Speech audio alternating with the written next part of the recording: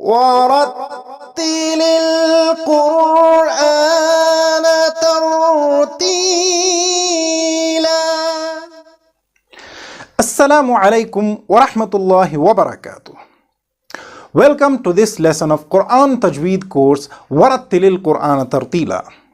As you know, friends, we're learning the rules of LAAM Saakinah.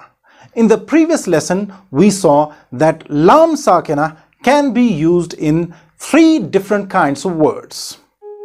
We saw that it can be used in nouns, verbs, and particles.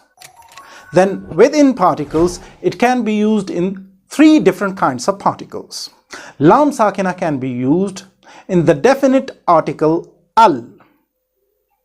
It can be used as an article of command, and then it can also be used in the articles Hal and Bal, which are interrogative and assertive particles respectively. A gentle reminder: Ilm Explorer channel is dedicated to the teachings of Islam. Our aim is to bring people closer to their Creator by spreading the word of Allah and His Prophet Sallallahu Alaihi Wasallam.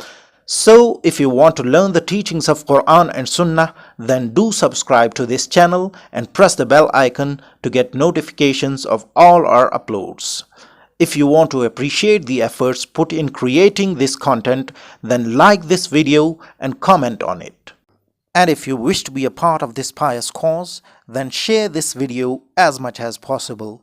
It will be a sadaqah jariyah for you, inshallah. Thank you. So, in the previous lesson, we have already learned the rules pertaining to the pronunciation of LAAM Saakinah used in the definite article al. If you missed that lesson, you can still watch it by clicking this I button above. Now today, we will learn the rules of pronouncing LAAM Saakinah when it is used as a particle of command and when it is used in the particles Hal and Bal. Watch the video till the end to have a clear understanding of the topic, and remember, at the end of this video, I'll be asking you a question related to this lesson. So do stay tuned till the end for the love of Quran, inshallah. Let's first pick up the LAAM Saakin as a particle of command. The LAAM of command is called LAAMul Amr in Arabic. Let's quickly look at its definition. هي لام الساكنة الزائدة عن بنية الكلمة وواقعة قبل الفعل المضارع المسبوقة بالفاء أو الواو أو ثم. It is the LAAM Saakinah added to the basic makeup of the word. Remember, it is not a part of the basic word. It is positioned before the present tense of the verb and preceded by a fa or a waw or thumma. The presence of LAAM Saakinah indicates a command. Okay? So LAAM Amr is a LAAM Saakinah prefixed particularly to the present tense of a verb. It changed the affirmative meaning of a verb to a command. In Arabic, when a word starts with a letter which has no vowel sign on it, we cannot pronounce it. In other words, it is not allowed to start any word with a vowelless letter in Arabic. So here, this LAAM Amr or LAAM of command, which is always Saakin or vowelless, it cannot be pronounced on its own in the beginning. So it is almost always preceded by a particle like fa, waw or thumma. Let's see an example of LAAMul Amr prefixed to a word and observe the change of meaning in it. Yaqra'u. This word means he reads. If we add LAAM of command to it like wal yaqra', its meaning would change to and he must read. Okay? Let's see some more words with LAAM Amr prefixed to them. وَلْيَكْتُبْ ثُمَّ لْيَقْضُوا وَلْيَتَلَطَّفْ فَلْيَضْحَكُوا. See, all these words have LAAM Saakinah prefixed to them, which is to express command in meaning. Did you just observe that in each of these cases the LAAM of Amr is preceded by another particle just to make it possible to pronounce this LAAM Saakinah, right? This LAAM has to be pronounced with Izhar. That means it has to be pronounced with clarity, without hiding or dropping it. So these preceding particles are there to facilitate Izhar of this LAAM Saakinah, like وَلْيَكْتُبْ ثُمَّ لْيَقْضُوا فَلْيَضْحَكُوا, etc. However, if we are asked to start reading from this LAAM Saakinah itself, which is Sakin, how should we do that? We should put a kasrah under this LAAM Saakinah of Amr to start from it, like liyaktub, liyaqdu, liyufu, etc. Although this situation will not happen except in an exam, because this beginning is not a valid start by choice. Okay? The next LAAM Saakinah that we have to learn about is the LAAM of Hal and Bal. So these particles, Hal and Bal, also have a LAAM Saakinah in them, right? And the rule of this LAAM Saakinah is that it has to be read clearly with Izhar or clarity, like in the following examples. Bal antum, hal ya'muru, bal dhanantum, hal hadha. However, if these words hal or bal are followed by the letters ra or another lam, then we have to do an idgham of this LAAM Saakinah into this next letter lam or ra. Let's make it clear with a few examples. Let's first see some examples of hal followed by a lam. Surah Al Imran, ayat number 154.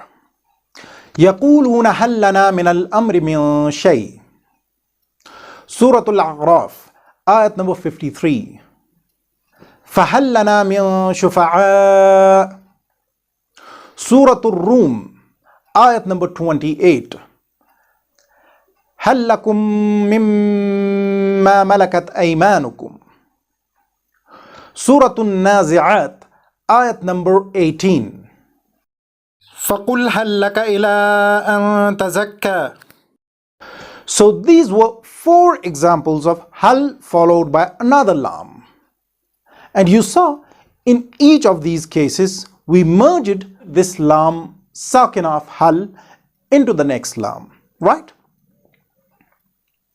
There is no place in the glorious Qur'an where LAAM Saakinah of hal is followed by the letter ra. So now let's see some examples of bal followed by another lam. Bal la yakhafuna al-akhirah. Surah Al-Muddathir, ayat number 53. Bal followed by another lam.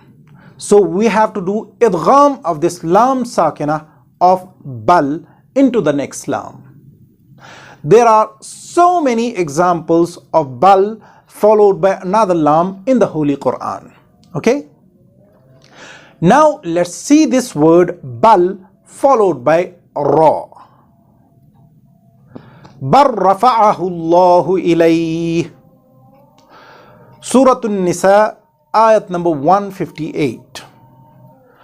Qala bar rabbukum rabbus samawati wal ard.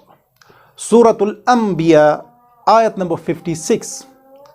In both these examples, bal is followed by a ra. So we have to do idgham of this LAAM Saakinah into this ra. Okay? Besides these 2 instances, there is one more place in the Holy Qur'an where bal is followed by the letter ra. And that is in ayat number 14 of Suratul Mutaffifin. Kalla bal arana ala qulubihim ma kanu yaksibun. Here, according to the tradition of Imam Hafs bin Asim, we don't have to do idgham of this LAAM Saakinah. Instead, we have to separate this LAAM Saakinah and Ra by a brief pause.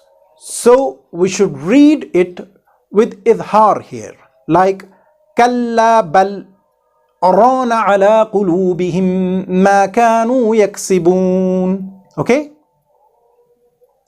Now we have to remember one more thing about these two words, Hal and Bal. If either of these words is followed by a vowelless letter in the beginning of the next word, we have to put a kasrah on this LAAM Saakinah in them, like in the following phrases. Balil ladina kafaru halim talati. Okay?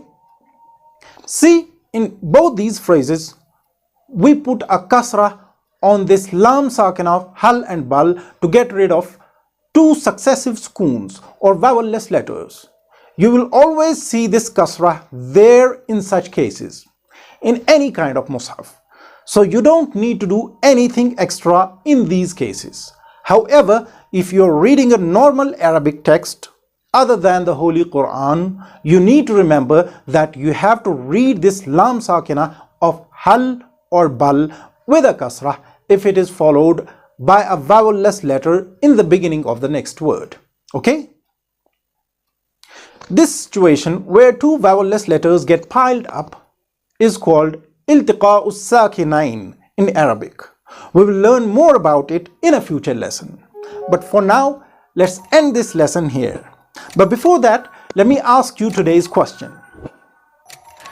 The LAAM Saakinah, which is prefixed to the present tense of a verb to indicate command, is called Lamul Amr. Is that correct or incorrect? As you write your answer in the comments, let me take a leave and see you in the next lesson, inshallah. أقول قولي هذا أستغفر الله لي ولكم ولسائر المسلمين والمسلمات. السلام عليكم ورحمة الله وبركاته.